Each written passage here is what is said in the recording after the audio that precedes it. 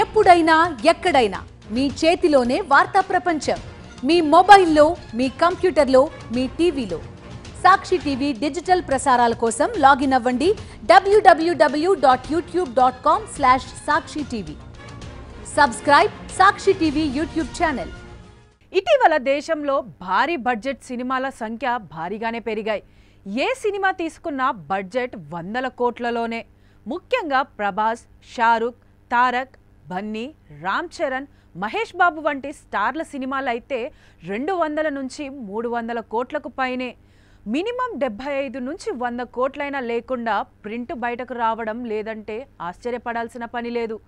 ఈ తరుణంలో వీటి నిర్మాతలు ఆయా రాష్ట్రాల్లో తమ సినిమాలకు టికెట్ల రేట్లు పెంచాలని దరఖాస్తు చేసుకోవడం, అనుమతులు తెచ్చుకొని ఓ 2 వారాల పాటు టికెట్ల రేట్లు విపరీతంగా పెంచుకోవడం చర్చనీయాంశంగా మారింది.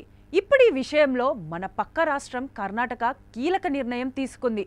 ఇక నుంచి కర్ణాటకలో రిలీజ్ అయిన సినిమా బడ్జెట్ ఎంతైనా టికెట్ ధర మాత్రం 200కు మించకూడదని నిర్ణయించింది. ఆ మేరకు కర్ణాటక ప్రభుత్వం డ్రాఫ్ట్ నోటిఫికేషన్ జారీ చేసింది.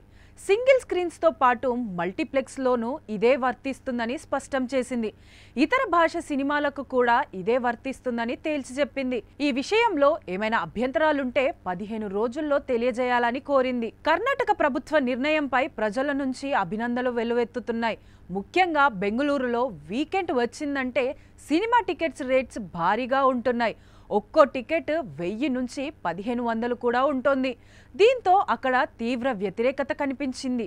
ఇప్పుడు ప్రభుత్వ తాజా నిర్ణయంతో టికెట్ ధర 200కు దిగిరానుంది. కాగా థియేటర్లలో పాప్కార్న్ వంటి స్నాక్స్ ధరలు కూడా విపరీతంగా ఉంటున్నాయని, టికెట్ రేట్ల కంటే కూడా వీటి ధరలే ఎక్కువ అవుతున్నాయని, వాటి ధరల్ని కూడా తగ్గించాలనే డిమాండ్స్ ఊపందుకున్నాయి. ఇప్పటికే తమిళనాడు కూడా టికెట్ ధరల్ని తగ్గించింది. అయితే తెలుగు రాష్ట్రాల్లో మాత్రం రేట్లు కొంచెం ఎక్కువే ఉన్నాయి.